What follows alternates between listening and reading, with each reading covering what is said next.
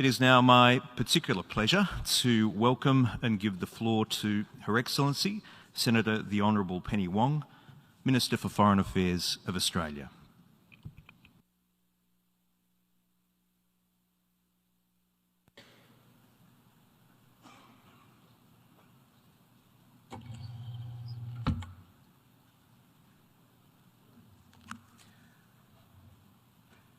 President, it is my honour to speak on behalf of Australia in this venerated General Assembly Hall that signifies so much to the world's peoples.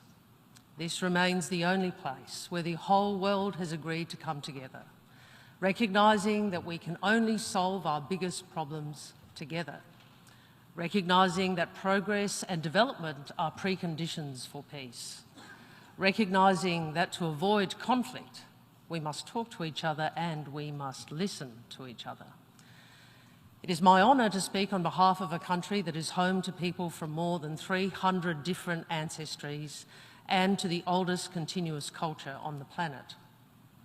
Like this hall, Australia is an assembly of the world's peoples. And when Australians look out to the world, we see ourselves reflected in it. Equally, the world can see itself reflected in Australia. A nation whose people share common ground with so many of the world's peoples. A nation where half of our people were born overseas or have a parent born overseas. I am one of those people. And the Australian Parliament I serve in is ever more reflective of our modern nation, both enriched by their diversity. And this follows the collective decision of the Australian people to turn the page and write a new future for themselves. Newly elected parliamentarians have origins from across the world, and Indigenous Australians have been elected in record numbers and serve in the ministry in record numbers. The new Australian government is determined to make real progress on the national journey of healing with Indigenous Australians, the first peoples of our continent. And as Foreign Minister, I am determined to see First Nations perspectives at the heart of Australian foreign policy. And this week I have been encouraged by discussions with other countries on their own journeys. I am humbled to be guided in these efforts by First Nations colleagues. Here in New York, I am joined by Senator Patrick Dodson. To many Australians, Senator Dodson is the father of reconciliation. Senator Dodson is a Yawuru man from Broome in the remote northwest of Australia. Like many First Nations people, he walks in two worlds: as a senator and leader in our parliament, and as an elder, native title holder and ceremony man for his people. In our government, Senator Dodson has been tasked with responding to a call from First Nations peoples for a constitutionally enshrined voice to the Australian Parliament, as well as treaty and truth-telling. With daunting challenges facing the world, we have much to learn from First Nations peoples, both at home and in international fora, and elevating First Nations voices, including right here, has never been more important. Our nation's history and present show that, like everything human, indeed like this institution in which we gather, we are not perfect. But we aim ever higher, and we look to make our contribution to the world.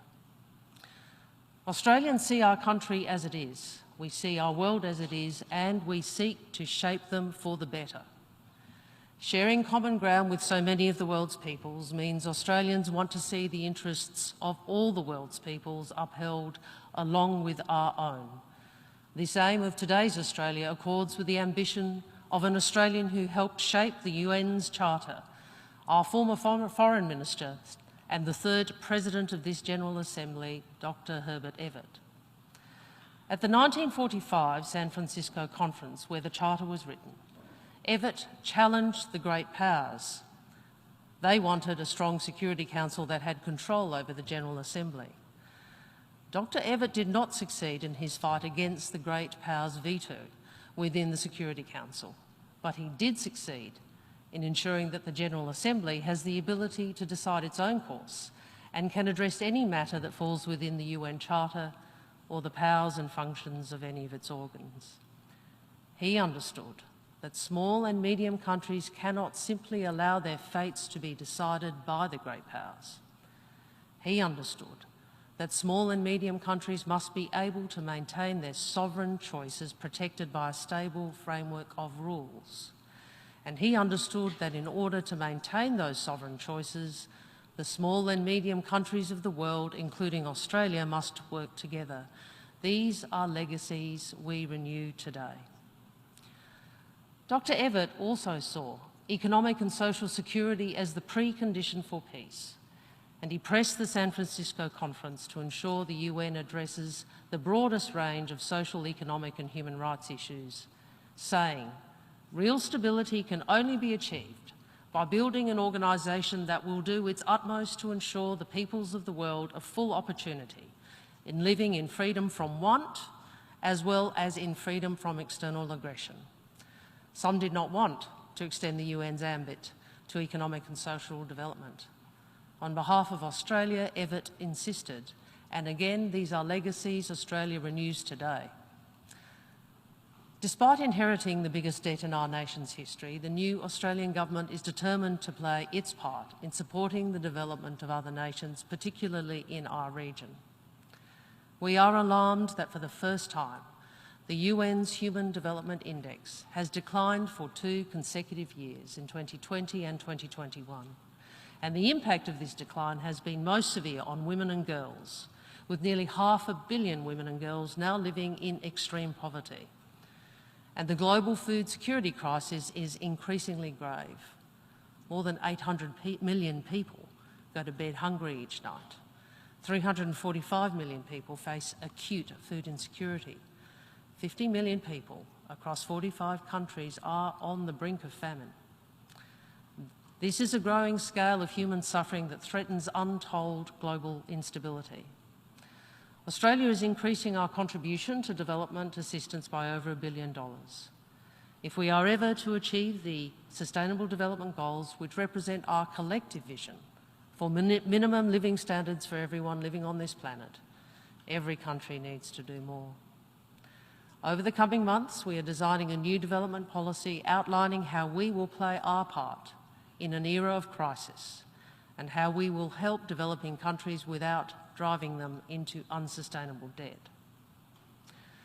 The world has experienced disasters and conflict in the past, but the intensity and confluence of today's challenges in an interconnected world are without precedent. COVID-19 has set back development gains. Russia's invasion of Ukraine has unleashed further suffering and made it harder for populations to recover from the pandemic. Drought and potential famine in the Horn of Africa, major floods in Pakistan, record-breaking heat waves in Europe and Asia, the alarm bells of climate change growing louder, including in my own country. Australians are clear that they want urgent and serious action, and they have given their government a mandate. Among the first acts of the new Australian government has been to submit our ambitious nationally determined contribution to the UN Framework Convention on Climate Change, and we have just passed legislation that makes these targets law. Our climate policies mean that within this decade, 83% of Australia's energy supply will be renewable. We want to help the global energy transition. Australia will be a renewable energy superpower. And while we are playing our part to reduce our own emissions, we are working in our region to support Pacific countries, which have the most to lose from the changing climate. Nothing is more central to the security and economies of the Pacific than climate change. As Pacific leaders themselves put it plainly in the first article of the 2018 Pacific Islands Forum's Boy Declaration on Regional Security, we reaffirm that climate change remains the single greatest threat to the livelihoods, security and well-being of the peoples of the Pacific, and our commitment to progress the implementation of the Paris Agreement. Australians are part of the Pacific family, and families are about care, love and forgiveness, but they are also about duty and loyalty, looking out for each other and listening to each other. The Australian people want to be better, more involved and more helpful members of the Pacific family. In my first months as Foreign Minister, I have visited 6 Pacific Islands Forum countries. It is a clear sign of our priorities that by the end of this year, I will have visited nearly all. Australians want to enhance our defence, maritime and economic cooperation with Pacific Island countries because our peace and prosperity are one. And we want to be the Pacific's partner of choice for development and security. We are increasing our development assistance to the Pacific by over $500 million, and we are working with our Pacific partners to address our shared challenges and implement the 2050 strategy for the Blue Pacific. And we want to bridge our cooperation across the Pacific and Southeast Asia to address shared challenges and to build the region we want. Australia seeks deeper engagement with Southeast Asia. It is a region I know well. It's the region I am from. The region is being reshaped, and Australia seeks to work with our partners in ASEAN to shape this period of change together. Australia seeks a region that is peaceful and predictable, that is governed by accepted rules and norms, where all our countries and peoples can cooperate, trade and thrive, where our relations are based on respect and partnership and guided by the ASEAN outlook on the Indo-Pacific, where all states can contribute to a strategic equilibrium in a regional order in which countries are not required to choose sides but can make their own sovereign choices. And we recognise we must bring more to the table in Southeast Asia. This starts with an additional $470 million in development assistance and a forthcoming strategy on economic engagement. And we must contribute to the strategic balance of the region. We don't want to see any one country dominating or any country being dominated. We cannot accept a situation where large countries determine the fate of smaller countries. That is why Russia's illegal, immoral invasion of Ukraine cannot be normalised and it cannot be minimised. Russia's attack on Ukraine is an attack on all smaller countries. It is an assertion that a larger country is entitled to subjugate a smaller neighbour, to decide whether another country can even exist. It was never intended that the Security Council veto power would be used to enable unchecked abuse of the UN Charter by the very countries that were given the veto. So it is especially important for countries that play leading roles in international fora and countries with influence on Russia to exert their influence to end this war. In this, the world looks to China, a great power, a permanent member of the Security Council with a no-limits partnership with Russia. Mr. Putin's weak and desperate nuclear threats underline the danger that nuclear weapons pose to us all and the urgent need for progress on nuclear disarmament. Australia has always pursued a world without nuclear weapons, and we will redouble our efforts towards this goal and to strengthening the non-proliferation regime. The death and destruction in Ukraine reminds us all how much we have to lose if we fail to protect the UN Charter. It reminds us that each nation must make its own choices and exercise its own agency. We cannot leave it to the big powers, and we cannot be passive when big powers flout the rules. Aside from terrible damage and loss of life in Ukraine, Russia's invasion is compounding human suffering, propelling the global crisis in food and energy security.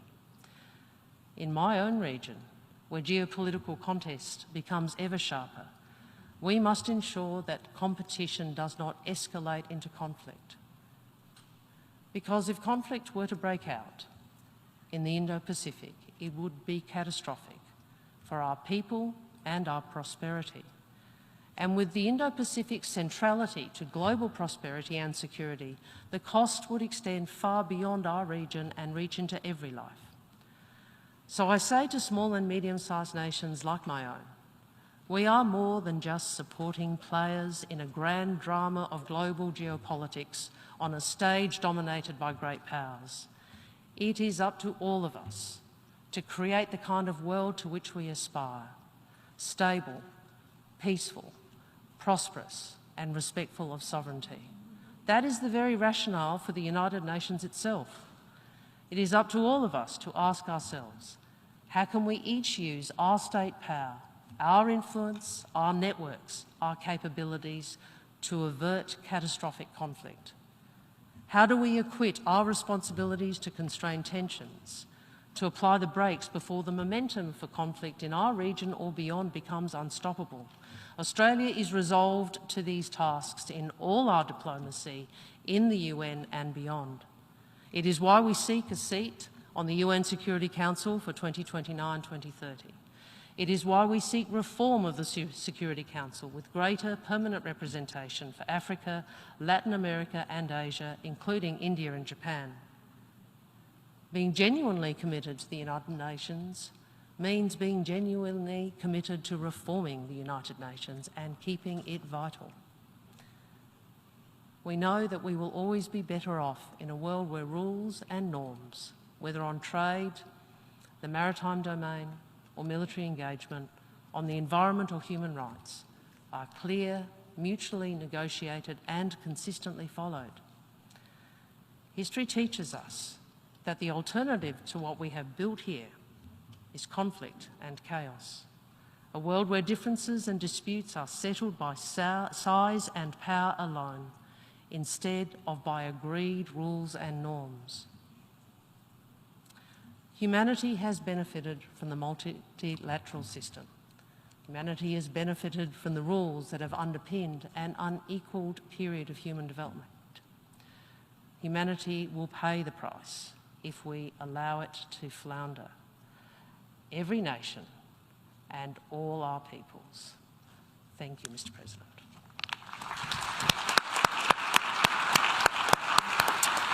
I thank the Minister for Foreign Affairs of Australia for her contribution to the general debate. I now